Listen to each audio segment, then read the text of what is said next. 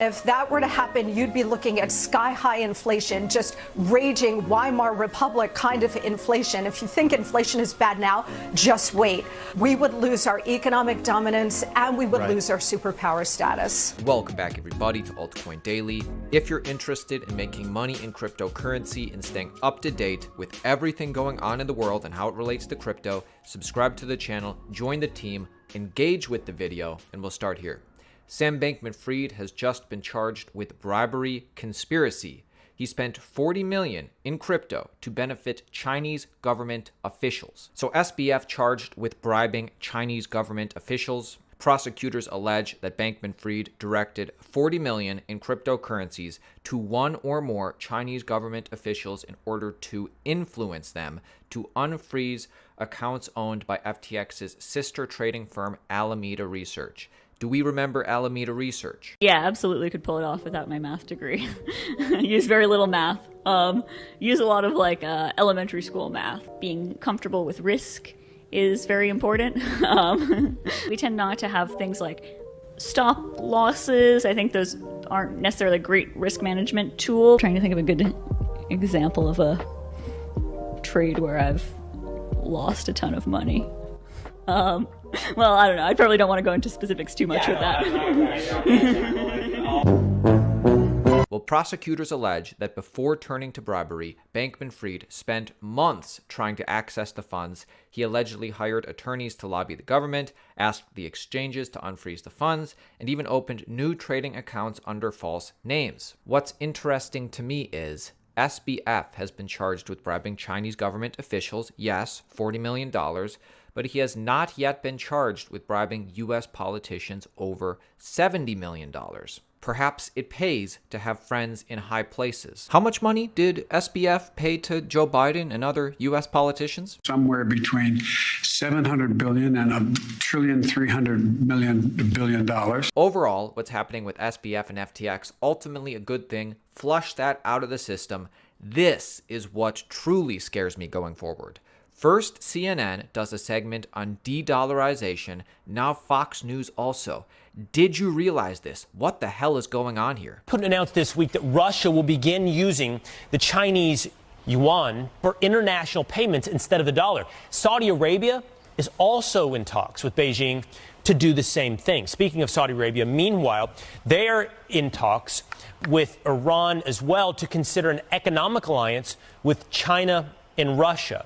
And they can even be joining the BRIC countries, which is an acronym for these countries here: Brazil, Russia, India, China, and South Africa. These countries all have emerging economies. So what happens if our economy and the U.S. dollar are no longer the world's dominant currency? Former Assistant Treasury Secretary and host of the Monica Crowley podcast, Monica Crowley, is here to weigh in. Let's start right there. What happens if these emerging economies move away from the U.S. dollar towards the Chinese yuan? Well, good morning, Will. It's great to be with you. And it's really hard to overstate exactly how catastrophic the abandonment of the U.S. dollar would be as the world's global reserve currency. Look, since the end of World War II, the dollar has been the safe place to go, and it's been backed up by a couple of things. It originally was backed up by gold, but President Nixon took us off the gold standard, so there's no hard asset backing up the dollar anymore for the last 50 years. But also it's been backed up by the strength and economic power of the United States and the fact that oil has always been traded in dollars. If that were to end, that would mean the end of the U.S. dollar. Look, there is a perfect storm happening right now, Will.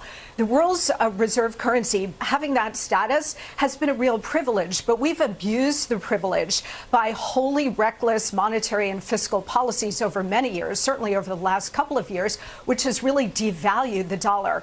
On top of that, now you do have this perfect storm of Biden's weakness, his war on American domestic energy production, the Ukraine war, and as you point out, because of all of these things, we've got America's enemies led by China forming a new economic bloc. And all it would take at this point now, because we're at this pivotal moment, Will, is for Saudi Arabia, who has indicated that they're open to this, to say, you know what, we're going to be open to considering other currencies to trade in oil. If that were to happen, there would be a complete implosion of the global economic system, but certainly the American economic system. And if that were to happen, you'd be looking at sky-high inflation, just raging Weimar Republic kind of inflation. If you think inflation is bad now, just wait. But more importantly, we would lose our economic dominance and we would lose our superpower status. So the dollar is rapidly declining. The US's only option might be to move on to a Bitcoin standard, or at least the value prop of Bitcoin would be apparent. Another argument, the value prop of Ethereum becomes more apparent. 99% of stablecoins are US dollars. 59% of stablecoins are on Ethereum, 97% on Ethereum, including EVM-compatible Binance Smart Chain and Tron. Stablecoins have succeeded as a major global distribution channel for US dollars. Thus, stablecoins and Ethereum are now crucial opportunities for US national security. What do you think? One thing I do know, every bank that fails, Bitcoin pumps. Every centralized exchange that fails, decentralized exchange users pump, because there's just a better way. The future is open, the future is permissionless, the future is digital. And I know there's a lot of fear, uncertainty, and doubt in the market right now, but keep in mind, the market is turning. We're not going to get all-time highs tomorrow, in my opinion, but the market is turning around. All metrics are turning bullish after a long bear market. Bitcoin today versus Bitcoin past cycles. Bitcoin today seems like we're right on track. And crypto's not going away. The genie is out of the bottle. Sony has big plans for NFTs and their PlayStation 5. 112 million plus and growing PlayStation users soon will get in-game items on the blockchain. Patents reveal this. Sony eyes NFT transfers across multiple game platforms, reveals patents. Sony Interactive Entertainment, the video game Goliath running the PlayStation brand, filed a patent for a framework allowing users to transfer and utilize non-fungible tokens, NFTs, across multiple game platforms. Over several years, Sony's interests in crypto has been evidenced by numerous partnerships and trademark registrations. Adding to this list, Sony filed a patent titled NFT Framework for transferring and using digital assets between game platforms.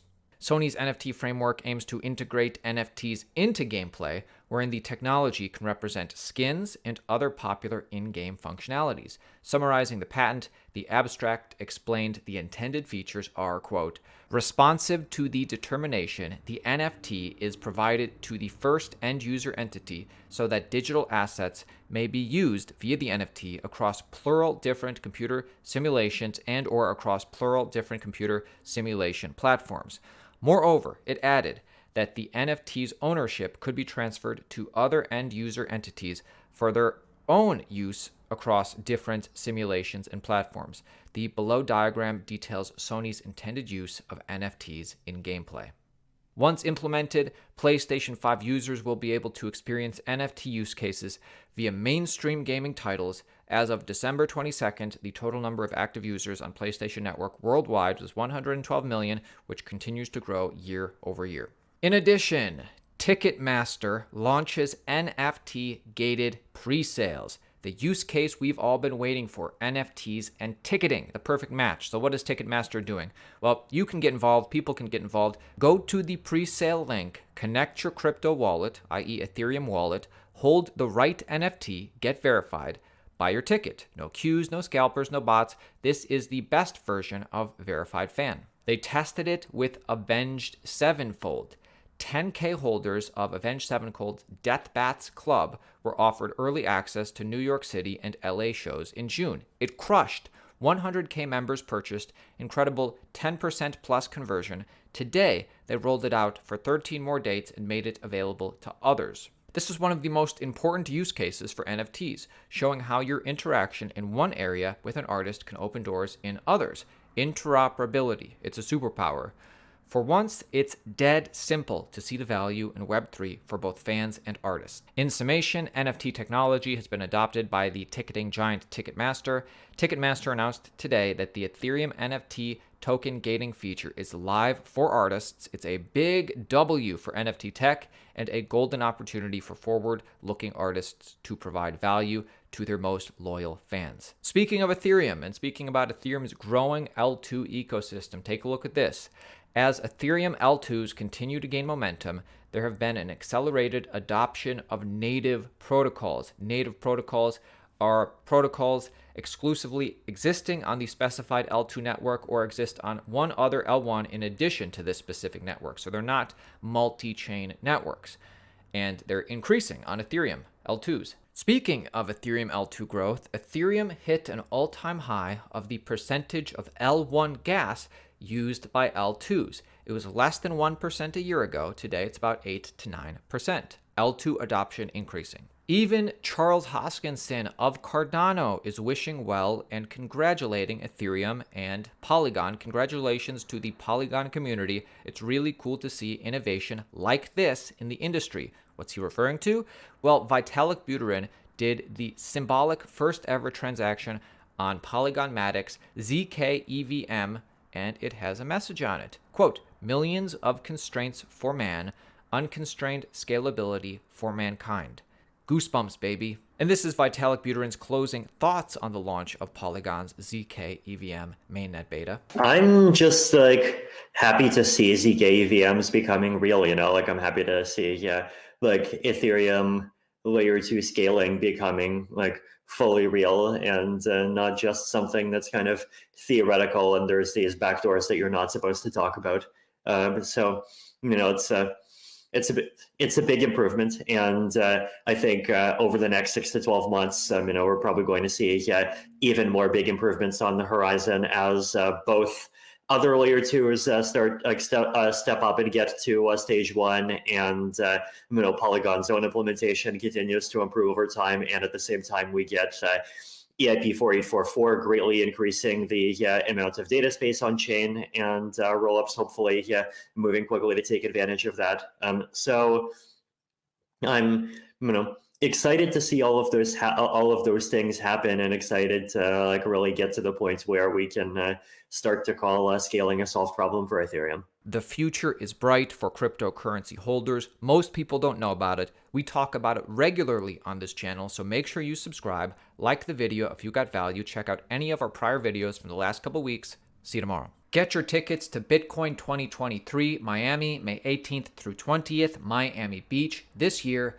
Use code AltcoinDaily, 10% off. This is the biggest Bitcoin conference of the year. Ticket prices continue to increase as we get closer to the event. Use code AltcoinDaily, 10% off. Get your tickets now.